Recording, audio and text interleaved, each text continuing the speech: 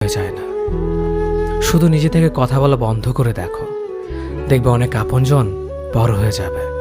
আসলে কেউ আপন হয় না। যারা তোমার ক্ষতি চায় তাদের আঘাত করবে না, তাদের সামনে একটু হাসি মুখে বাঁচবে। দেখবে তুমি আঘাত করলে যা কষ্ট পেত, ওরা তার থেকেও বেশি কষ্ট পাবে। যত মিশবে ততই মানুষ চিনবে, অভিনয় যে কত প্রকার হয় তা বুঝতে পারবে। সবাইকে তোমার সত্যতা জানানোর দরকার নেই, যে যা ভাবে তা নিয়ে সমালোচনা করতে দাও। বেঈমান মানুষগুলো কখনো অপরিচিত মানুষ হয় না, খুব কাছের মানুষগুলোই বেঈমান হয়। পাতা ঝরার আগে পাতার রং বদলে যায়, আর মানুষ বদলানোর আগে কথা বলার ধরন বদলে যায়। মন কখনো ভাঙে না, যেটা ভাঙে সেটা হলো বিশ্বাস।